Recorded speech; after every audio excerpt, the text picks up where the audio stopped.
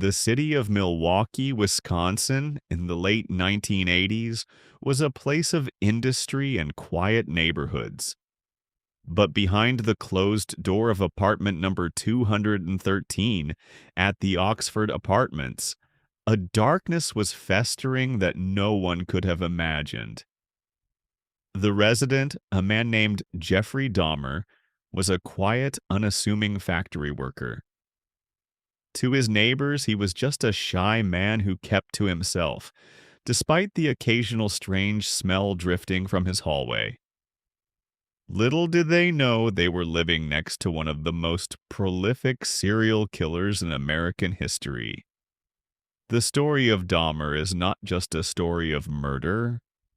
It is a story of how a human being can completely lose their soul. It began long before he moved to Milwaukee. His first kill occurred in 1978, just weeks after his high school graduation. He was only 18 years old. For nearly 9 years after that first incident, he remained dormant, struggling with his internal demons and a growing dependency on alcohol. But in 1987, the hunger returned, and it would not stop until his final arrest 4 years later. Dahmer's method was calculated and chillingly consistent. He would frequent malls, bus stations, and bars looking for young men who appeared lonely or vulnerable. He would offer them money to pose for photographs or invite them back to his apartment for a drink. He had a disarming quality, a soft-spoken nature that made his victims feel safe. Between 1987 and 1991, he lured dozens of men into his home. Once inside apartment 213, the nightmare began. Dahmer would drug his victims' drinks. As they fell into a heavy, chemically induced sleep, he would commit acts so depraved that they challenged the limits of human comprehension. He was obsessed with the idea of creating a companion who would never leave him. To achieve this, he performed amateur surgical experiments on his living victims. When these experiments inevitably failed, he would end their lives and begin a process of preservation that involved acid, industrial freezers, and a collection of human remains that turned his small living space into a literal house of horrors. The most haunting part of this true story occurred in May 1991. A 14-year-old boy managed to escape Dahmer's apartment. He was found wandering the streets, naked, bleeding, and incoherent. 2 brave women found him and called the police. When the officers arrived, Dahmer simply walked up to them with a calm, polite smile. He told the officers that the boy was his 20-year-old boyfriend and that they had simply had a lover's quarrel.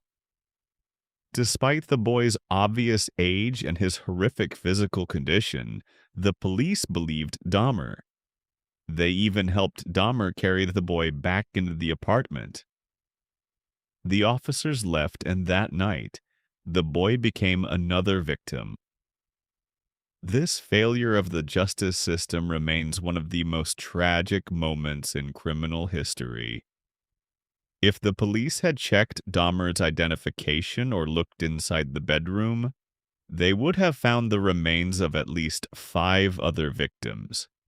Instead, Dahmer was left alone to continue his spree for another 2 months. The end finally came on the night of July 22, 1991. Dahmer approached a man named Tracy Edwards and invited him back to his apartment. This time, however, something was different. Edwards felt an immediate sense of dread the moment he stepped inside. The smell was overpowering, a mixture of chemicals and decay. When Dahmer tried to handcuff him, Edwards realized he was fighting for his life. After nearly 5 hours of psychological manipulation and physical struggle, Edwards saw an opening. He punched Dahmer and ran out the front door, flagging down a police car. The officers, perhaps remembering the previous failures of their department, insisted on entering the apartment. One officer, looking for the key to the handcuffs, opened a drawer in Dahmer's bedroom. Inside, he found a stack of Polaroid photographs. They were not photos of people. They were photos of a human slaughterhouse. The officer ran out of the room, shouting to his partner that they were real. Dahmer tried to resist, but he was tackled to the floor. The reign of the Milwaukee Monster was over. When the FBI and forensic teams entered apartment 213, they were forced to wear gas masks. What they found inside was a gallery of the macabre. They discovered 7 skulls in various stages of preservation, 2 entire human hearts in the refrigerator, and a 57-gallon blue plastic drum filled with acid, and the remains of 3 more individuals. In total, Dahmer confessed to the murder of 17 young men. During his interrogation, he was eerily calm, describing his crimes with the clinical detail of a scientist. He did not blame his parents, his upbringing, or society. He simply said he wanted to see what made them tick. It was a level of honesty that was as terrifying as the crimes themselves. The trial in 1992 was a media circus. The courtroom was shielded by bulletproof glass because the public's rage was so intense. Dahmer's lawyers tried to argue that he was insane, but the prosecution argued that his crimes required too much planning and precision for him to be anything other than a cold-blooded killer. The jury agreed. He was sentenced to 15 consecutive life terms, a total of 941 years in prison. To understand the gravity of the Milwaukee Monster, one must look into the early years of 1966. As a young child, Jeffrey showed a strange fascination with the internal structures of animals. While other children were playing sports, he was in the woods behind his house, searching for the remains of small creatures. His father, a chemist, unwittingly encouraged this by showing him how to use chemicals to preserve bones. This early exposure to the science of decay became the foundation for a lifetime of horror.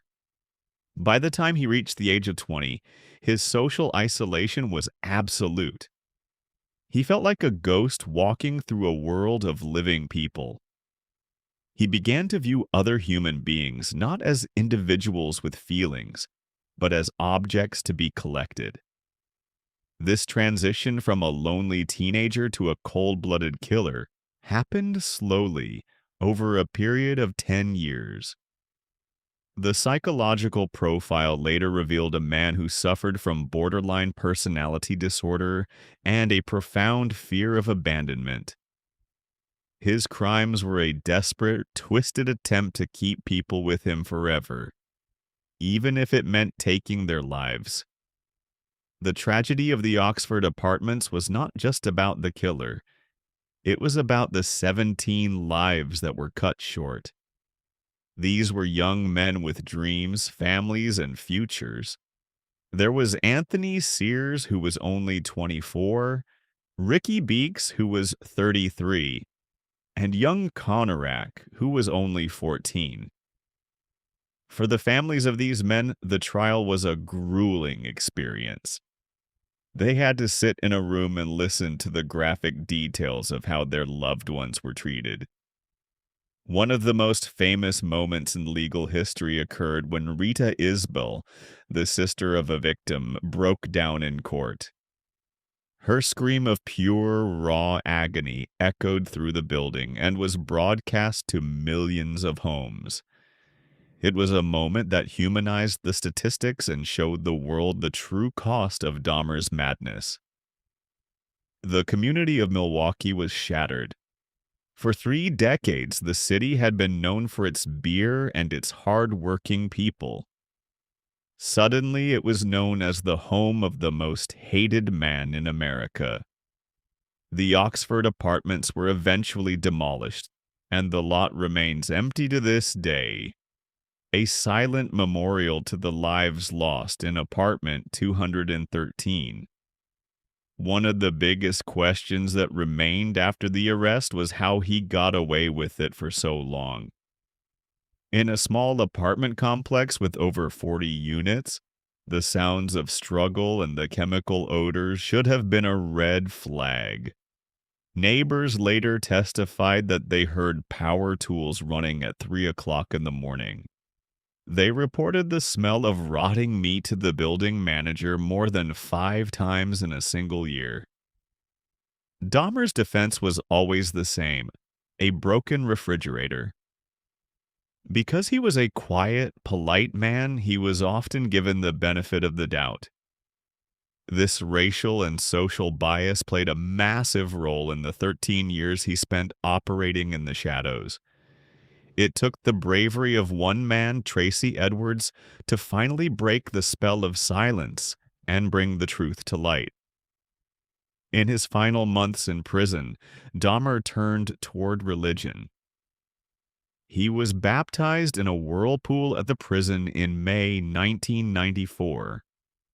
He claimed to have found peace, but many questioned if a man who had committed such acts could ever truly find redemption. His killer, Christopher Scarver, claimed that Dahmer would leave symbols made of food around the prison to taunt others. On the morning of November 28, 1994, while on a work detail, Scarver bludgeoned Dahmer to death with a metal bar from the weight room.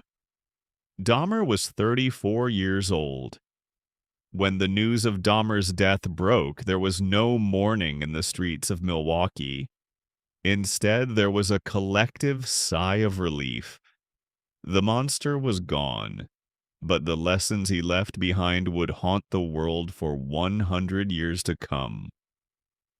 The case remains a study in the failure of society to protect its most vulnerable and the capacity for one individual to harbor a darkness so deep that it swallows everything it touches. It is a story of 17 lives lost, one man's descent into hell, and a city that will never be the same. The darkness that lived in apartment 213 was extinguished, but the echoes of those 4 years remain, a permanent scar on the history of justice and a reminder that true evil often wears a very ordinary face.